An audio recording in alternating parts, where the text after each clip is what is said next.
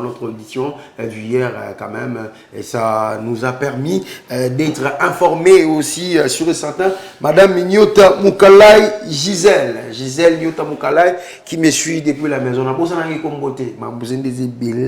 Je vous dis. Donc, Maman Nyota Moukalai Gisèle, vraiment de docteur Junior Kaboul. Sur certains, vous êtes là devant vos postes téléviseurs. Comme c'est bien écrit dans les barres de vos écrans, administration publique en RDC, problèmes et perspectives avec Monsieur Alain Mwamba qui est déjà sur notre plateau, encore pour la énième fois. Bonjour. Bonjour, cher John. C'est encore un plaisir de revenir sur ce plateau pour devoir discuter d'un sujet qui est assez abstrait dans la tête de certains Congolais. Il nous appartient de venir pour éclaircir là-dessus. Et merci pour l'invitation. Voilà, c'est par rapport à votre demande, vous étiez là en train de nous écrire, il fallait faire revenir Monsieur Alain Mwamba. J'étais en train de réfléchir sur quelle thématique que je pouvais encore le plus l'inviter. Et il est là dans notre avant-dernier numéro de cette semaine. Mais Monsieur Alain Mwamba, on nous a fustigé en disant, lorsque nous sommes avec vous, nous sommes beaucoup plus dans la langue des Molières, nous ne voulons pas être bilingues, tandis qu'il y a plusieurs personnes qui cherchent à mieux aussi nous comprendre. Oui, ce n'est pas faux. Je crois que c'est une remarque qu'il faut prendre comme ça. Et avec le temps, et même en commençant aujourd'hui, nous allons faire un effort de pouvoir évoluer et d'être bilingue. Voilà, être bilingue. Alors, Monsieur Alain Mwamba, nous allons d'abord rester sur le thématique. Administration publique. Les noms en question, plusieurs personnes ne comprennent pas. Mais plusieurs personnes l'utilisent seulement. L'administration publique est mauvais. C'est mauvais. Qu'est-ce qu'on peut comprendre, retenir par rapport à l'administration publique?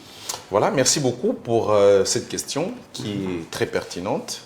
Alors, je vais faire simple. Par administration publique, il faut comprendre l'ensemble du personnel employé par l'État. Là, je fais simple. Il faut comprendre l'ensemble du personnel employé par l'État. Et puis, après d'abord, puisqu'il s'agit de notre administration publique, avant d'entrer vraiment dans le vif du sujet, je vais d'abord commencer par faire une revue historique d'où vient l'administration publique congolaise. En fait, l'administration publique congolaise tire ses origines de l'administration belge. Parce que vous le savez, il n'est pas besoin de revenir sur les années belges que nous avons vécues. Nous savons que la RDC, notre pays, a été colonisé par les Belges et qu'ils avaient installé une sorte d'administration au Congo. Est-ce que vous savez que le roi Léopold lui-même n'est jamais venu au Congo? C'est ce qu'on nous a appris. Oui, il n'est jamais venu au Congo, malgré qu'à l'époque, quand ces gens arrivent au Congo, c'était considéré comme sa propriété privée. Bon, ça c'est un autre sujet, on y reviendra peut-être dans un prochain numéro. Alors, l'administration publique congolaise tire ses origines, je disais, des années 1885.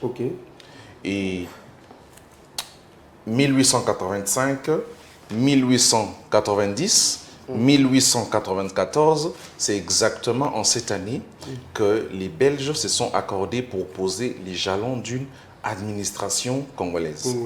Et vous verrez que, après, l'administration congolaise à l'époque des Belges était essentiellement occupée par les Belges. Alors, à l'arrivée de l'indépendance en 1960, il était demandé à plusieurs Blancs de partir. Lors du retrait des Blancs de l'administration congolaise, c'est là que le maréchal Mobutu, précisément en 1965, quand il arrive au pouvoir, il décide de pouvoir remplacer la plupart des cadres blancs qui étaient retournés en Belgique. Alors ça avait créé un vide au niveau de notre administration.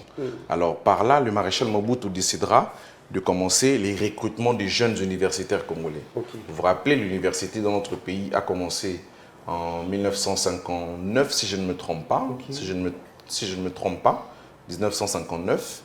Et c'est en ce moment-là, après la prise de pouvoir du président Mobutu, qu'il a décidé de pouvoir recruter dans l'administration congolaise parce que la plupart des Blancs étaient rentrés. Donc si on comprend bien, pour vous révéler encore une fois la parole, pendant la reine de Joseph Kasavubu, il y avait encore eu des Blancs. Oui, effectivement.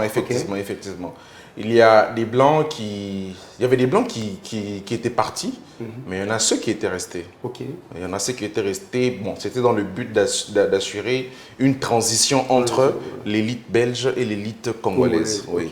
C'est pour ça que certains Blancs restaient encore. Vous verrez quand même dans les années 60, c'est 68 si j'ai bonne mémoire, c'est là même qu'on a vu la création de l'INPP actuel, qu'on connaît, l'INPP. En fait, ça a été créé dans le but de compenser le départ de la main-d'œuvre belge. Alors, il fallait former des Congolais. C'est comme ça que l'INPP, par exemple, a été institué. Et pour parler vraiment de la fonction publique telle que nous la connaissons aujourd'hui, il faut aller jusque en 1980 et précisément au mois d'août. C'est le 28 août 1980 que le maréchal Mobutu va signer une ordonnance présidentielle qui consacre la création du ministère de la fonction publique dans la forme que nous connaissons actuellement. Et en 1982 va paraître le premier code de conduite de l'agent public de carrière de l'État. C'est en 1982. Bon, il y a eu une réforme en 1992, si je ne me trompe pas. Et puis, très récemment, en 2016. En 2016, oui. Donc, voilà un peu ce qui fixe les conditions de savoir qu'est-ce qu'est la fonction publique, qui est fonctionnaire de l'État, qui est agent de l'État et tout ça. Voilà, sûr et certain, c'est très bien expliqué par M. Alain Mwamba. Alors, si vous essayez un peu de faire un parallélisme par rapport aux jalons posés déjà par les Belges, donc vous essayez un peu de paralléliser entre l'administration que les Belges nous ont laissé et à ce que nous vivons à ces temps-ci. Bon, moi je dirais que, bon, je n'ai pas vécu à l'époque de l'historique, évidemment, oui, mais par rapport à l'historique, parce que nous avons quand même eu le temps de consulter certains écrits, certains ouvrages et tout ça. L'administration à l'époque de Belge était plus ou moins efficace. Pourquoi? Parce qu'à l'époque, il y avait un meilleur contrôle de l'effectif des agents. Si vous voyez aujourd'hui, parmi les principaux problèmes, il y a ce problème qu'on appelle de pléthore d'agents. Vous verrez par exemple dans une administration, un emploi qui est prévu pour 10 personnes, mais on recrute 30, 40, 50 personnes pour le même emploi au même poste. C'est comme ça que vous verrez, il y a des phénomènes des NU et tout ça. Alors bref, pour revenir sur votre question, à l'époque, ça fonctionnait correctement. La preuve, aujourd'hui, si vous avez une discussion avec nos grands-parents qui ont vécu à cette époque et qui vous dit qu'il a été dans l'administration publique, vous sentirez même une façon de réfléchir qui est très bien construite, vous voyez. Vous verrez qu'il vous dira que, bon, voilà, moi, quand j'ai été recruté comme fonctionnaire, voilà, il y avait telle étape à suivre, il fallait être recruté sur base d'un concours, contrairement à ce que nous voyons aujourd'hui. Alors que la loi, par exemple, de 2016, portant statut des agents de l'État, vous verrez que c'est dit clairement que les agents sont recrutés sur concours. Mais par exemple, ce n'est pas ce que nous voyons aujourd'hui. La dernière fois, vous vous rappelez, je vous avais dit qu'aujourd'hui, les agents sont recrutés sur base d'appartenance politique, plutôt que sur concours ou encore par rapport au diplôme et tout ça. Alors, le constat que moi je fais, c'est que c'était mieux avant par rapport à ce que c'est aujourd'hui. En dépit des efforts que fournit l'actuel ministre de la fonction publique, il a quand même engagé plusieurs réformes. Et malheureusement, vous verrez qu'il y a plusieurs secrétaires généraux qui ne suivent pas son rythme. La preuve, on l'a vu récemment sanctionner les secrétaires généraux pour engagement abusif. Alors, c'est quand même des choses que nous ne voulons pas si nous voulons que notre administration se porte correctement. Voilà. Alors, M. Alain Mwamba, il faut éclairer d'abord. Excusez-nous pour ces petits désagréments. Comme vous le savez très bien, nous sommes habitués à aller dire la technique est toujours ses caprices, mais on a quand même fait cet effort de revenir encore le plus pour réfléchir ensemble avec vous par rapport à notre thématique du jour. L'administration publique en RDC, problèmes et perspectives. Vous avez tous compris l'historique, comment l'administration publique qui a été créée par des Belges ici en République démocratique du Congo. Sur certains, vous êtes aussi stupéfaits en écoutant que le roi Léopold II, ou bien son roi Léopold II, même les propriétés n'ont pas Ah, fidèles téléspectateurs. Je rentre alors une fois de plus, je vous remercie. Alain Momba, Oui. j'étais en train de vous poser la question par rapport à un fonctionnaire. C'est qui un fonctionnaire de l'État? Oui. Vous avez pas dit, fonctionnaire à l'État. Bah, monsieur Zoudou, son béni fonctionnaire à l'État facile. Oh bien, fonctionnaire à l'État. Soit parce qu'on lui a traité des fonctionnaires de l'État, ou soit si on dit à une personne, soit à un enfant que non, moi, un fonctionnaire, ça doit énerver. Et en même temps aussi, que le paralyser, parce que vous avez quand même eu cette chance d'être sous d'autres cieux. Comment vous paralysez notre administration publique avec ce d'ailleurs? Bon, en fait, l'anecdote au lobby, c'est tout à fait vrai. Ok. Parfois, on a une impression péjorative lorsqu'on Ok. vous traite de fonctionnaire de l'État. Voilà.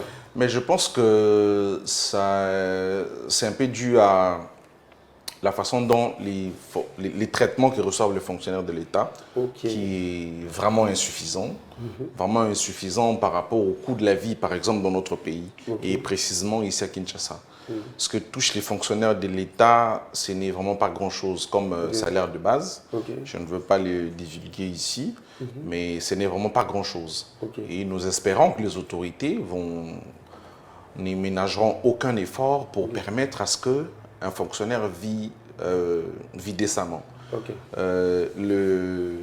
Récemment, selon ce que je sais, il y a eu le ministre Liaou qui avait entrepris des démarches notamment pour faire baisser l'IPR, oui, qu'on retient aux fonctionnaires à la source. Bon, ça a quand même permis de maintenir les fonctionnaires dans certains standards, mais ce n'est pas toujours suffisant. Nous lui demandons de continuer à fournir des efforts.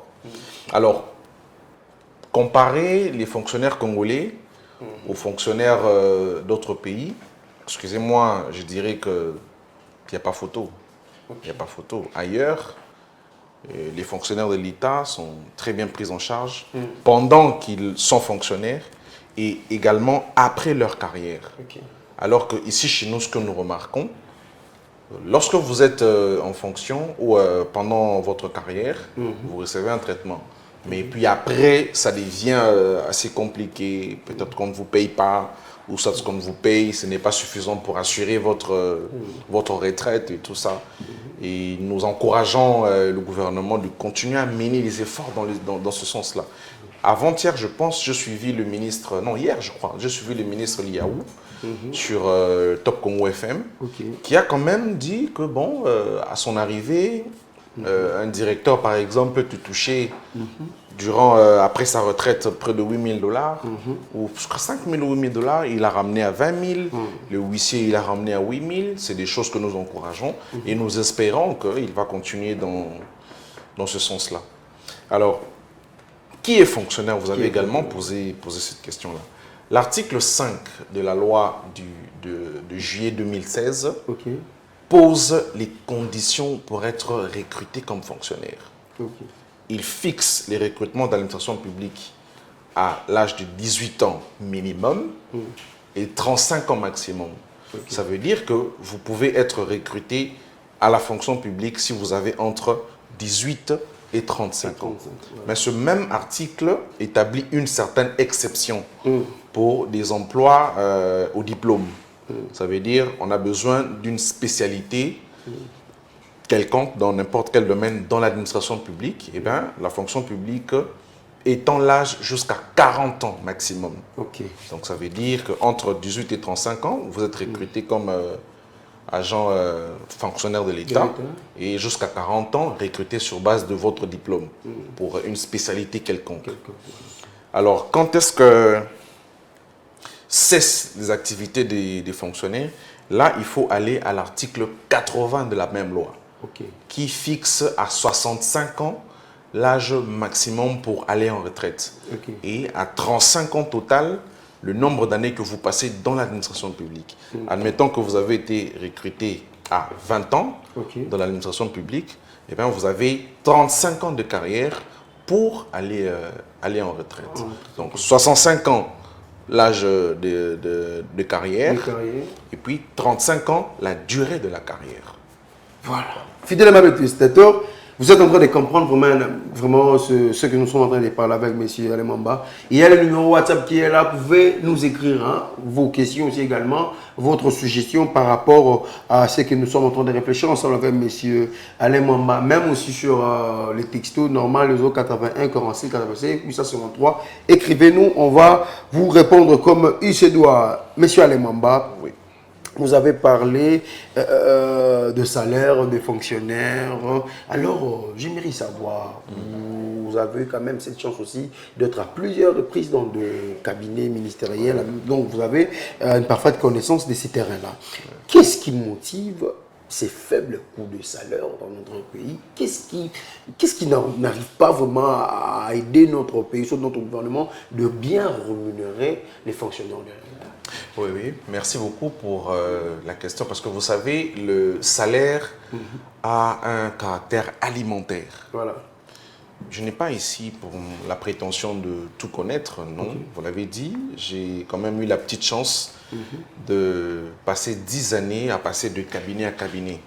Cabinet ministre, vous comprenez, le cabinet un peu, c'est le sommet dans un ministère où se prennent d'importantes décisions et tout ça. Alors, il faudrait savoir une chose, c'est que même la plus belle femme du monde ne donne que ce qu'elle a. Les fonctionnaires sont payés au prorata de ce que nous mobilisons comme recette dans notre pays. Vous voyez? On ne peut pas, je vous donne un exemple.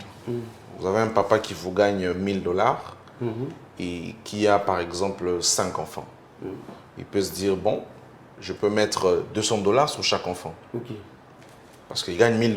Donc, lorsque tu divises par 5, ça fait 200 $ par enfant. Ce papa-là ne peut pas leur donner 300 $. Pourquoi? Parce qu'il n'a pas ces moyens-là. Alors, c'est la même chose que si nous considérons la RDC comme notre parent, il ne peut nous donner que ce qu'il collecte en termes de recettes. Alors, petit à petit, je crois qu'il y a quand même il y a eu une augmentation significative l'année passée. Je ne sais pas si cette année également ça va suivre, mais petit à petit, il y a quand même des efforts fournis dans ce sens-là. Je ne suis pas le porte-parole du ministre de la fonction publique, mais je le dis en fonction de ce que je vis et ce que je vois. Voilà un peu. Mais Alain Mamba, je vous ai écouté parler de l'âge dans l'administration publique, en même temps aussi par rapport au diplôme. Nous allons maintenant essayer un tout petit peu de parler sur le méthode de recrutement dans les entreprises publiques. Qu'est-ce qui s'est fait? On remarquera une entreprise publique avec une autre spécialité, mais on engage des gens qui n'ont pas étudié, qui n'ont pas passé dans le bas d'école de la même manière que cette entreprise publique marche. C'est un problème qui freine l'efficacité de notre administration publique. Et ou même, prenons le tout en ensemble. Vous allez remarquer qu'il y a un problème que moi j'appelle un problème d'incapacité technique. Ça veut dire que les gens ne sont pas recrutés en fonction de leurs compétences, ils ne sont pas recrutés en fonction de ça, mais ils sont recrutés en fonction des appartenances. On a dit la dernière fois ici sur votre plateau, lorsque vous allez chercher du travail au Congo, peu importe où vous allez, on ne vous posera pas la question, mais qu'est-ce que vous avez fait? Non. On ne vous demandera pas quelle est votre spécialité. On vous posera la question essentielle. Vous avez été recommandé par qui? Alors, lorsque les responsables acceptent les candidatures parce qu'on est recommandé par quelqu'un d'influent, vous verrez que ça va souffrir même dans l'efficacité de l'administration. Une personne qui vous a été recommandée, ou par exemple, prenons le cas, si c'est votre membre de famille, est-ce que vous êtes sûr que lorsque cette personne-là agira mal, vous aurez le pouvoir ou le courage de sanctionner la personne? Je crois que non. Vous verrez dans une entreprise publique, si on nomme je ne veux pas citer les tribus, si on nomme une personne qui appartient à une tribu quelconque, vous verrez que les gens de sa tribu seront remplis là-bas. Nous avons tribalisé l'administration publique. Un autre problème c'est un problème de corruption et d'impunité, comme je venais de dire. Voilà. Et il faut savoir une chose, que l'administration publique ou tous les organes techniques des ministères sont les bras séculiers de la politique d'un ministère. C'est eux qui assurent la continuité de l'action publique. Ça veut dire, lorsque un ministre, par exemple, prend une décision au niveau du ministère, le secrétariat général attaché à ce ministère ou les organes techniques attachés à ce ministère ont le rôle de pouvoir assurer la pérennité de cette action publique-là. Alors, ces personnes qui sont censées assurer la pérennité de cette action publique, s'ils ne sont pas suffisamment outillés et qualifiés, vous vivrez ce qu'on est en train de vivre aujourd'hui, où on a une administration inefficace, je suis désolé de le dire, mais c'est la vérité, où vous aurez une administration inefficace.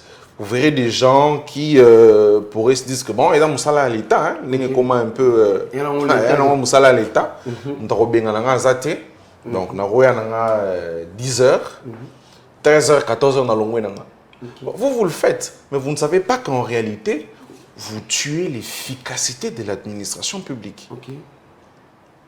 Alors, vous verrez que dans d'autres ministères, c'est quand même ce triste constat, il y a des ministres qui essayent de faire le travail de l'administration. Tout en sachant que vous êtes passager, vous êtes politique. Mais pourquoi vous faites le travail que devrait en principe faire l'administration qui est censée pérenniser les actions que vous avez engagées? Donc voilà un peu tous les problèmes que nous vivons dans notre administration. Monsieur Alain Mwamba, merci à ceux-là qui nous écrivent déjà. Merci par rapport à vos questions. Vraiment, je suis très ravi de voir cela. Mais derrière, vraiment, on aura besoin de vos questions, de suggestions par rapport à ce que nous sommes en train de réfléchir avec monsieur Alain Mwamba. Nous restons toujours dans ces phénomènes de méthode de recrutement. Oui.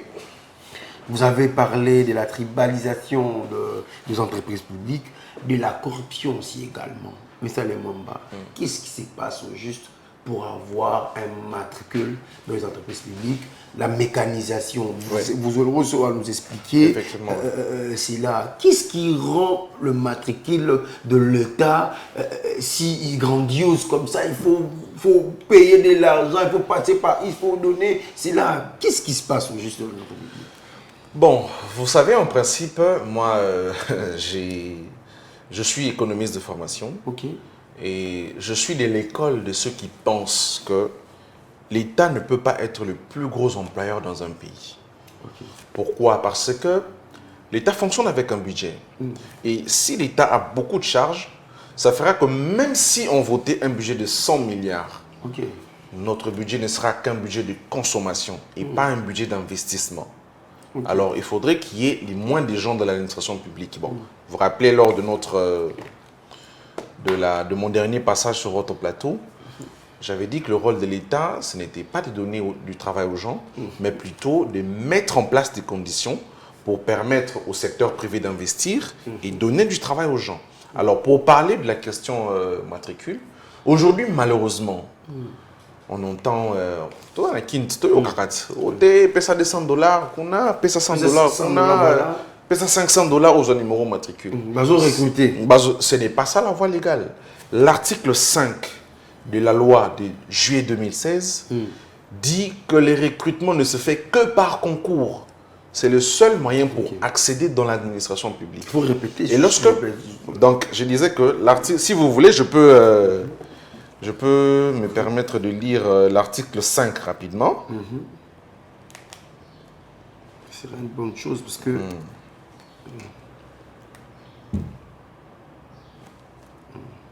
Donc, l'article 5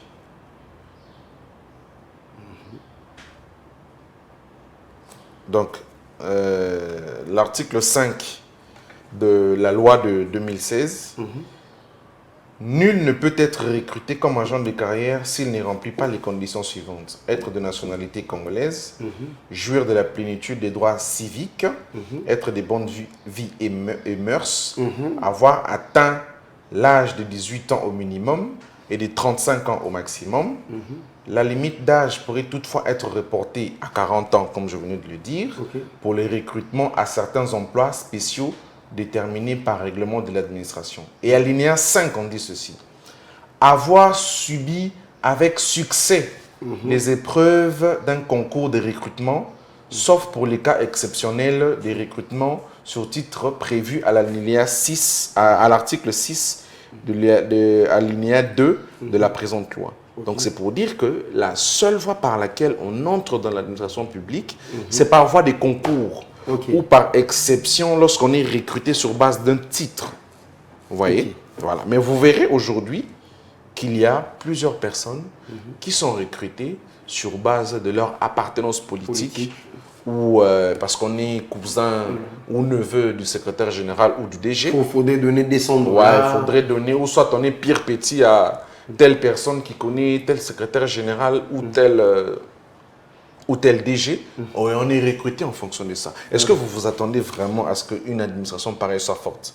Alors, pour revenir rapidement à la question de matricule, alors la logique veut que lorsque vous êtes recruté sur base d'un concours, depuis l'année 2021, si je ne me trompe, non, 2018 ou 2019, à la fonction publique, on avait initié un fichier qu'on appelle FRAP.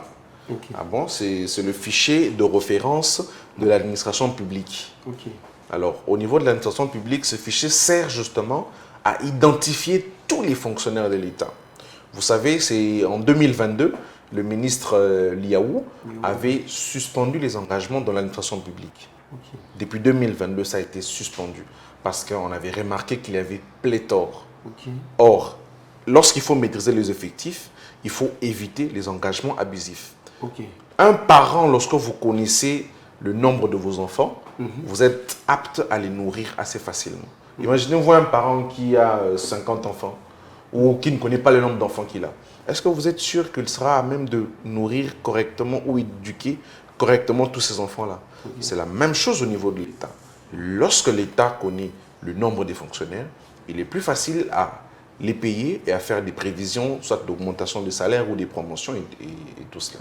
Alors, essayez un peu d'expliquer ces concepts. Moi, j'ai vraiment besoin à tous ceux-là qui nous suivent de comprendre vraiment certains termes utilisés par plusieurs personnes. La mécanisation. La mécanisation. En fait, la mécanisation est un processus de régularisation administrative de la situation de l'agent ou fonctionnaire de l'État. Ça veut dire, par exemple, lorsque vous avez été recruté, on vous accorde un numéro matricule. La mécanisation, c'est le processus par lequel on vous intègre dans le fichier de paye de la fonction publique pour que vous puissiez toucher ce qu'on appelle le salaire de base. C'est ça la mécanisation. Alors la première démarche est d'abord celle d'obtenir le numéro matricule après être recruté sur base d'un concours et s'ensuit la mécanisation. Alors aujourd'hui, nous avons un tout petit peu, bon, certains réseaux mafieux ont dénaturé la mécanisation, qui le font maintenant sur base de rançonnement. Il y en a qui demandent de l'argent, tu vois, un peu tout ce que nous observons là. Il y en a qui demandent de l'argent pour ça et tout. Mais à la base, le schéma de la mécanisation est celui-là.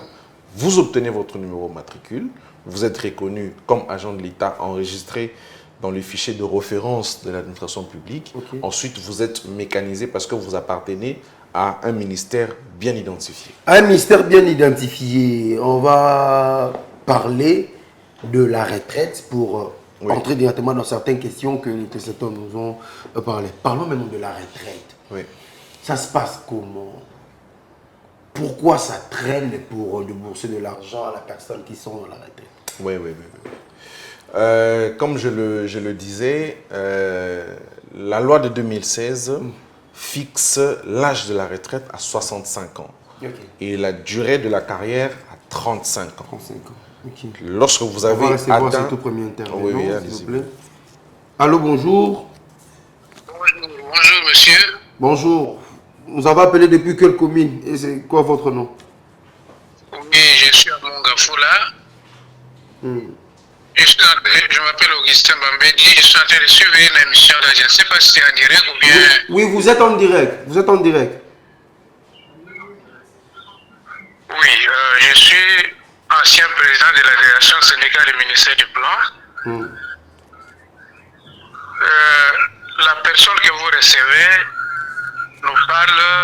décision prise par le vice-premier ministre de la fonction publique. Il avait suspendu le recrutement, mais moi je les ai arrêtés. Qu'il a recruté, il y a beaucoup d'enfants qu'il a recrutés arrêtés, qui n'ont pas passé le concours. Mon petit-fils est venu me voir pour que je lui cherche une affectation. Il dit, allez d'abord chercher l'affectation de votre ministère pour que je contacte un secrétaire général. Il n'a pas suivi sa décision lui-même, il a encore recruté beaucoup de gens.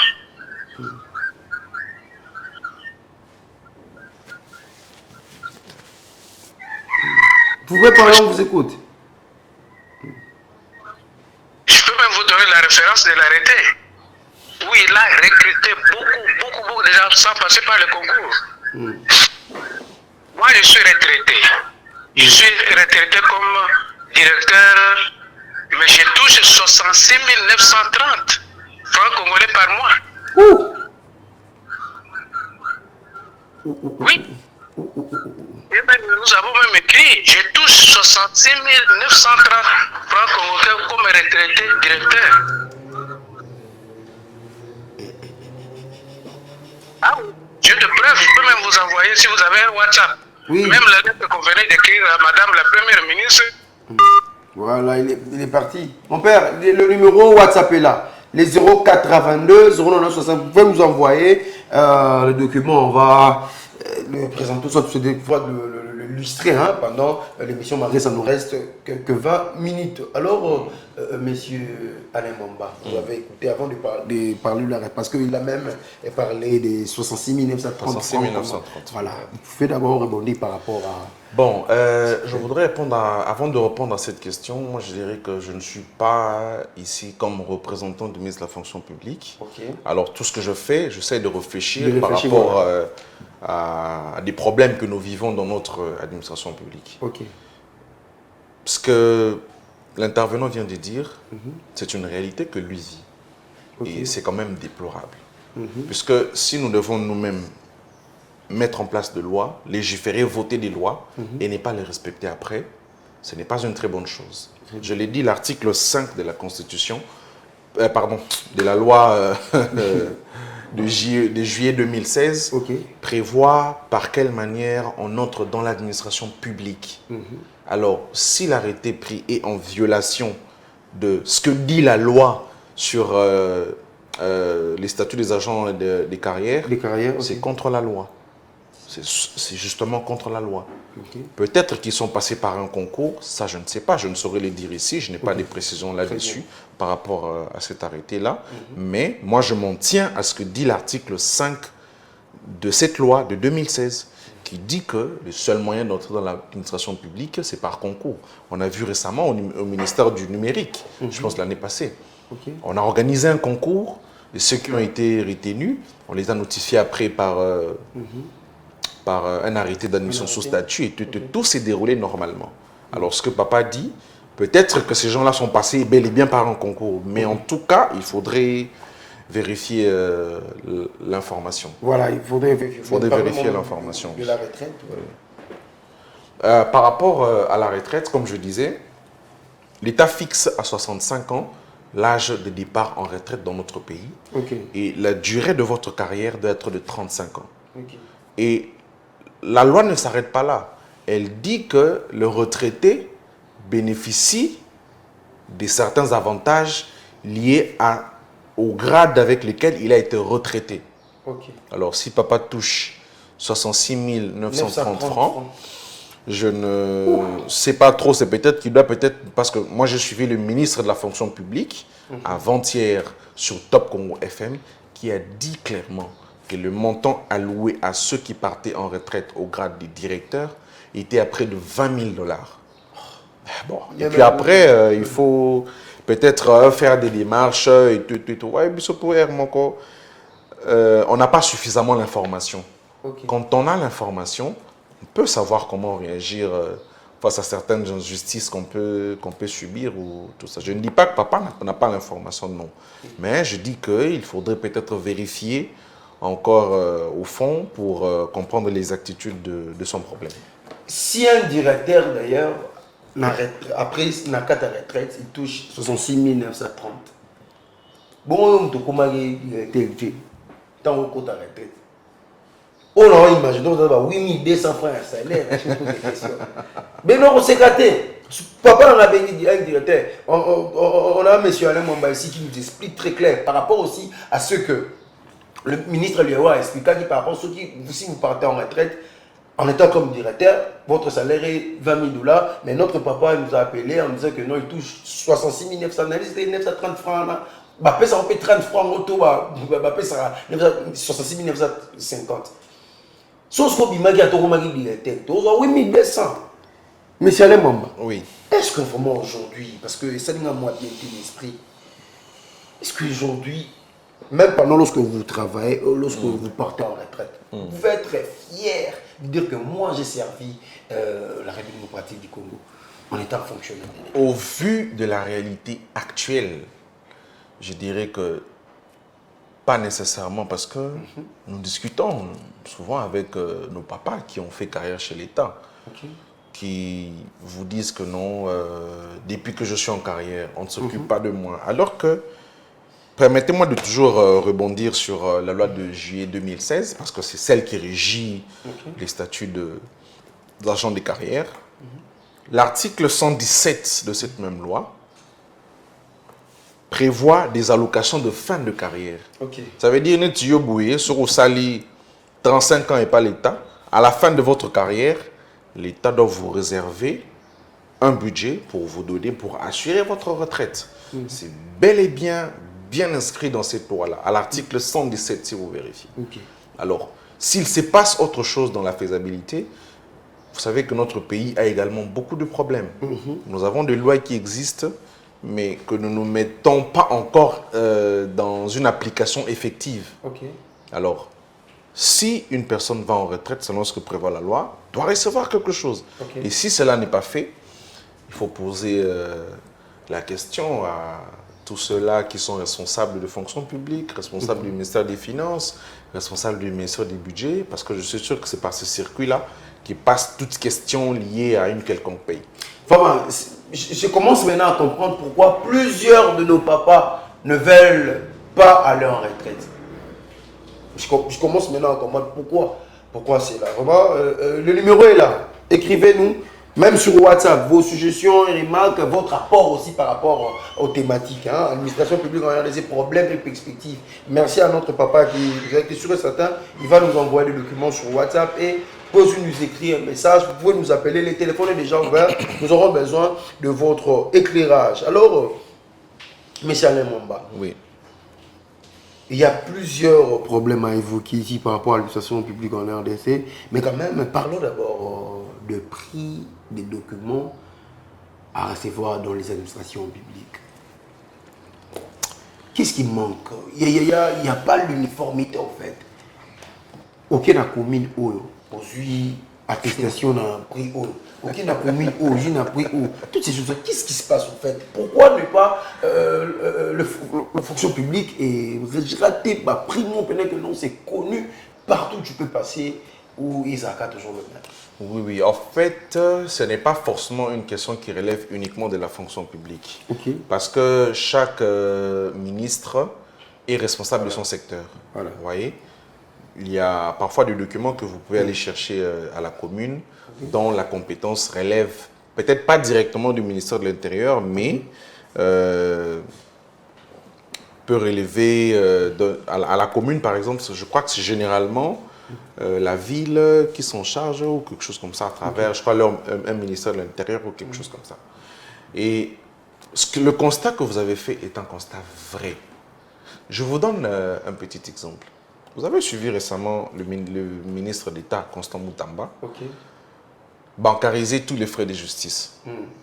Parce que, ça fait couler d'encre. Oui, ça fait couler d'encre. Parce que, vous savez, c'est quand même triste dans notre pays de savoir que lorsque vous allez pour payer à propos d'une affaire qui concerne l'État ou qui concerne la justice ou n'importe quel domaine qui est de l'autorité de l'État, vous devez payer aux mains de quelqu'un.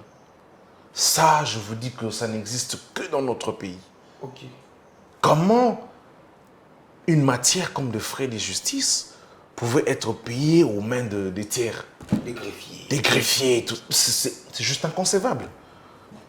C'est des frais qui doivent être payés à la banque. Moi, je dis même aujourd'hui que dans toutes les communes, même lorsque vous allez faire une attestation de naissance ou je ne sais pas moi, attestation de bonne vie et mœurs, il faudrait qu'il y ait des agences bancaires dans toutes ces communes-là qui permettent à l'État de canaliser tous ces frais-là. Mais on se plaint que notre pays ne se développe pas. Mais pourquoi un pays se développe? C'est avec les moyens. Comment expliquer qu'on obtienne un document officiel de l'État et pour payer, c'est à un tiers que vous payez. Vous payez à un secrétaire ou à une personne qui assure la permanence au bureau. Ce n'est pas compréhensible. Tous les frais de l'État, à mon avis, je pense, devraient être perçus par voie bancaire. Que ce soit lorsque vous allez faire votre attestation de naissance, votre attestation de bonne vie et mœurs, même lorsque vous allez faire votre attestation de perte de pièces. Tout ça doit être canalisé par les banques afin que l'État ait un contrôle et puis qu'il y ait une uniformisation des prix. Voilà. Ce n'est pas que yo okay, pour un Jeep, Ok. taxer une attestation de naissance par exemple $20. $20. Yo, taxer au $10. $10. Ok. Alors que je suis convaincu que le véritable montant existe. Et pour connaître ce véritable montant, eh ben, il faut que ce soit bancarisé. Très bien. Lorsque c'est bancarisé, on sait que ceux qui n'aillent par exemple dans la maison communale, il y a Bandalungwa par exemple, n'aillent que attestation de naissance, prix officiel, ils ont par exemple $5. Donc, Moutoumoro, tu sais, à Roko, ça a un bureau qui était, prix yo, pesa $15, ou yo, pesa $20, en fonction de l'engin. Donc, dans l'administration de on vous taxe en fonction de l'engin. Si vous avez un veste, vous prenez $20. Si vous avez moi la gomme, pantalon, simple, chemise, bon, vous payez $10. Non, l'administration ne peut pas être forte comme ça. Dans mon boka, on remonte que la municipalité a un pouvoir tel que qu'on a même décision, il y a que ça là, où ils en a quatre, il y a municipalité, il y a commune ou municipalité, sans rapport au gouvernement central. Sans rapport au gouvernement central. Okay. Par exemple, le loco tout Kalaming, je me dis que nous avons un bandal, nous avons bêta c'était là-dessus pour un stade municipal il y a Bandalungwa. Le gouvernement à l'époque, le gouvernement Matata, ne lança qui construction un stade wana. Mais les lois dans le stade wana était inachevé. Alors qu'à l'époque, on a bêta bali na terrain municipal à Bandal. L'activité est belée et salima na terrain municipal à Bandal. Eux, ils sont censés être gérés par la maison communale de Bandal. Mais tant que le gouvernement est qui charge à retourner au stade, Misala et Soukananzela. Donc il faudrait qu'on rende la commune très forte en les accordant effectivement déjà autonome. Mais il faut que l'autonomie et se faire sentir l'exécution à tous les jours. Donc, les problèmes qu'on a posés en Ouana, il faudrait que l'uniformisation soit prise à travers bancarisation. Il y a tout paiement qui vise à obtenir un service auprès des établissements publics. Monsieur Alemamba, parce que vous avez parlé de Constant Moutamba, oui. Parmi ces décisions, on lui a entendu l'autre fois parler sur la régularisation des ASBEL. Oui. Et il a parlé des F non nés. Et maintenant, par rapport aussi au prix, plusieurs personnes se disent que non, on a un ministère de la Justice, on a la prix on a 500, on a 300, on a 50, toutes ces choses. Qu'est-ce que vous pouvez lui dire comme conseil, sauf que lui aussi votre analyse par rapport à cela, et en même temps aussi par rapport au prix du passeport? La population congolaise, ce que le président avait dit, ce que le président avait dit et ce que nous vivons, ce n'est pas le même. Bon, je vais être assez prudent pour répondre à ces questions parce que c'est des questions qui font quand même couler beaucoup d'encre. Moi, vous connaissez ma position. Moi, je salue la position du ministre de la Justice. Parce que dans ce pays, oui, ceux qui m'ont tout, ils ont courage à rebondir ma camp. Attends, ministre,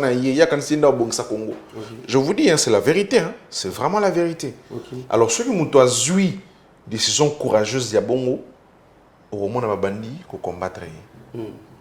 Et c'est ce qui arrive actuellement avec le ministre, avec Constant Moutamba. Okay. Constant Moutamba a eu décision par rapport à Asbel. Recette, il y a ministère à justice et il y a justice pardon et c'est quintuplé presque. Okay. Est-ce que c'est le cas Mamabé? Pour gouverner, l'État doit avoir des moyens. L'État doit avoir des moyens. Et ça, on a que obtenir un document de l'État, bon, ils ont le côté, ils ont le roman que tu peux le faire à distance. Non. N'importe pour obtenir un document de l'État. Mais c'est pas facile. Ah, c'est pas facile. Mais c'est très compliqué. Il faudrait, c'est peut-être que on a commandé bon document à l'État au moins à Moutou attestation de bonne vie et mœurs. Donc il est de bonnes mœurs alors que par exemple c'est pas kangaye ou quelque chose comme ça. Donc aucune vérification et la légèreté dans la délivrance, il y a des documents à l'État. Des documents aussi importants. Au lobby, au lobby sur les Cambou, il y a pas Asbel et tout ça, oui. Donc, comme je disais, c'est une très bonne décision. Parce qu'il permet à un ministère de la Justice et Kokako renflouer la caisse. Voilà. Au moins, les lots, il faut tout à se dire. Le lot, par exemple, pour un certificat de nationalité. Et comme il peut faire intervenir ANER. Okay. Ça, c'est des choses que moi, je salue. Parce que n'importe qui pouvait devenir Congolais. N'importe qui. Combien on a déploré bateau ma carte d'électeur. Même... un Chinois. Bateau Bélé, qui ne sont pas d'origine congolaise. Ma carte d'électeur. Pourquoi? Parce qu'il y a eu une légèreté quelque part. Okay. Et quand même... Pour les certificats de nationalité, pour ne parler que de ça, il fallait quand même beaucoup plus de rigueur. Parce que nous devons avoir cette fierté d'être Congolais. Nous devons nous dire que dans notre pays, si nous voulons que les gens nous prennent au sérieux, nous devons nous-mêmes d'abord commencer par être sérieux. Et le sérieux doit commencer au plus bas de l'échelle. Dans les administrations locales, municipales, c'est là que le sérieux doit commencer pour remonter jusqu'au gouvernement central.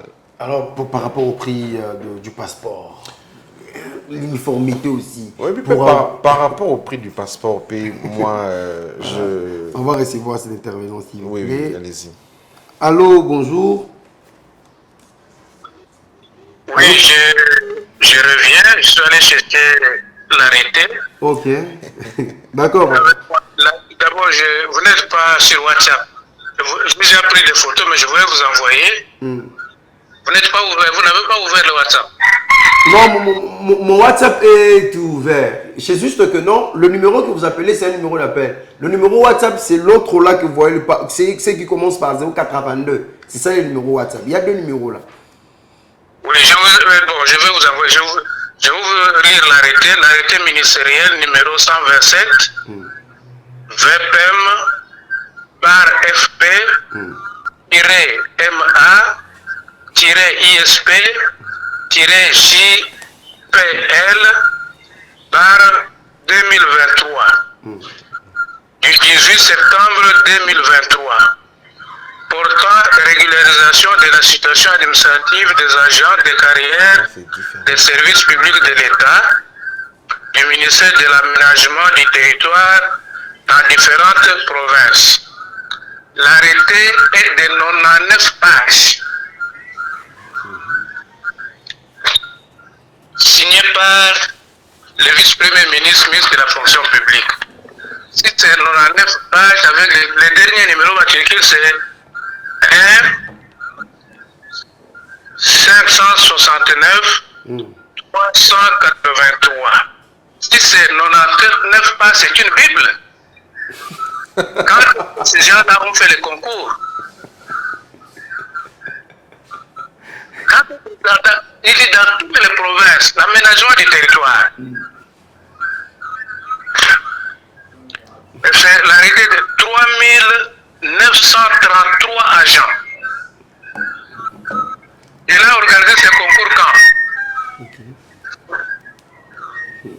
Merci, papa. Merci, papa. Je vous envoie maintenant la lettre que nous venons d'écrire, nous, retraités, directeurs, chefs de division, chefs de bureau et agents. D'accord. Retraités en 2022. D'accord. Nous avons entre 30 000 et 120 000 francs congolais par mois. C'était de 10 dollars à 40 dollars. Sauf les secrétaires généraux honoraires et les secrétaires généraux émérites, les uns touchent 1 900 000 et quelques, les autres c'est 700 à 900 francs congolais. Mais les directeurs, les chefs de division, les chefs de bureau et autres agents sortis à la retraite, nous touchons entre 30 000 et 120 000 francs par mois par la secteur. Merci, papa. Merci. Je vais vous envoyer tout de suite. D'accord, on attend cela. Voilà, Missale, vous pouvez rebondir par rapport à... Oui, par rapport à la préoccupation de papa. Et parler aussi du passeport rapidement. Oui, il faut faire une différence entre recrutement et régularisation. Okay. C'est deux choses différentes. Il y a des personnes qui peuvent avoir été recrutées il y a longtemps, et le ministre de la fonction publique, toujours dans le cadre de la maîtrise des effectifs de la fonction publique, peut passer par un arrêté de régularisation. Donc recrutement et régularisation, c'est deux choses différentes. Voilà. Pour revenir sur la question qu'il a évoquée de ce qu'il touche, je me joins à sa voix. C'est très difficile de vivre avec 120 000 francs par mois. Pour un retraité, c'est très difficile. Parce qu'un retraité, c'est forcément un père de famille qui a des charges. Et avec 120 000 francs, c'est très difficile pour lui de vivre. Nous appelons le ministre de la fonction publique de pouvoir un peu jeter un œil à la situation de retraités. Je l'ai entendu lors de son intervention sur Top Congo FM. Il a beaucoup de bonnes intentions, mais nous voulons que ces intentions soient matérialisées.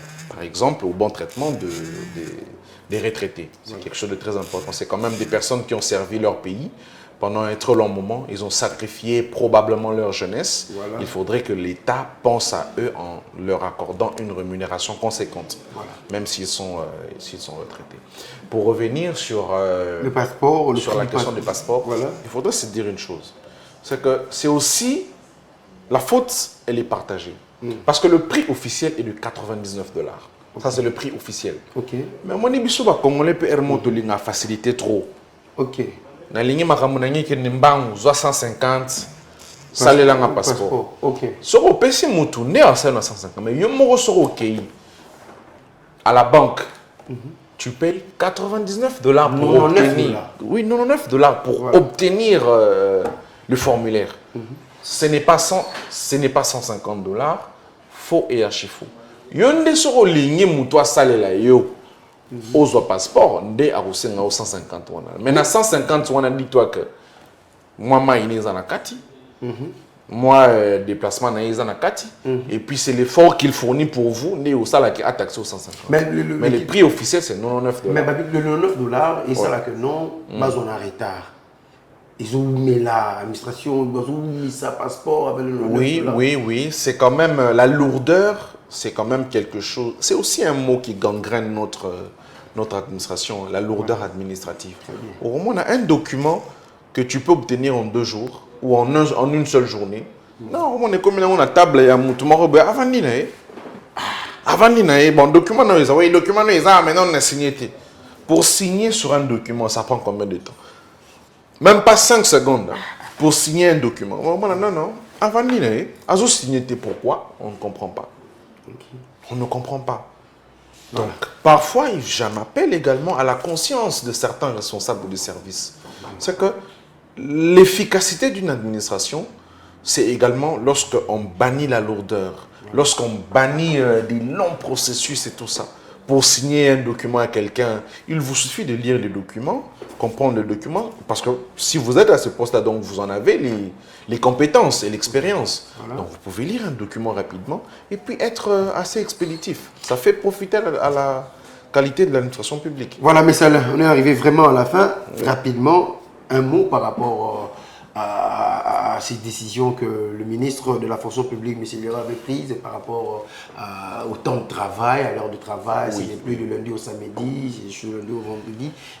Quel est votre vrai mot? C'est parce que nous sommes arrivés à la fin. Oui, oui. Moi, je pense que le ministre de la fonction publique, c'est la personne qui connaît les mieux les maux qui gangrènent notre administration publique.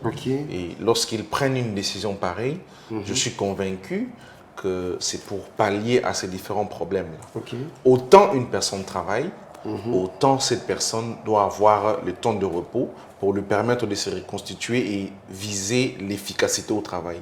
Je crois que c'est même ça l'esprit de cette nouvelle décision. C'est pour que les agents soient efficaces au travail. C'est pour cela. Merci. Voilà, nous sommes arrivés à la fin, fidèles et aimables téléspectateurs. On a été avec M. Alain Mwamba. Nous avons parlé sur l'administration publique en RDC, problèmes et perspectives. Vraiment, on a essayé de vous servir et pendant une heure du temps, fidèles avec les téléspectateurs. Merci à cela, au Bako Benabito. Merci pour vos félicitations à M. Alain et en même temps aussi à ma personne, en même temps aussi à notre chaîne qui est tous monde télévision et ma maman aussi me regarde depuis la maison. Maman chérie, Élisée Odiamata dit mon salutations à vous et ensemble avec et la famille. J'ai dit merci à cette grande équipe technique qui m'ont accompagné. J'ai dit merci à Dieu, merci Mokuma, Voldin Tsaka, Gloankolo, merci pour votre travail. Ça a été notre avant-dernier numéro de cette semaine. Nous avons parlé sur l'administration publique à des premières perspectives. Merci maman. Sûr et certain, si Dieu nous prête vie, on va se retrouver déjà demain. Moi, votre humble serviteur Djourou Adjon avec le même énergie. Au revoir.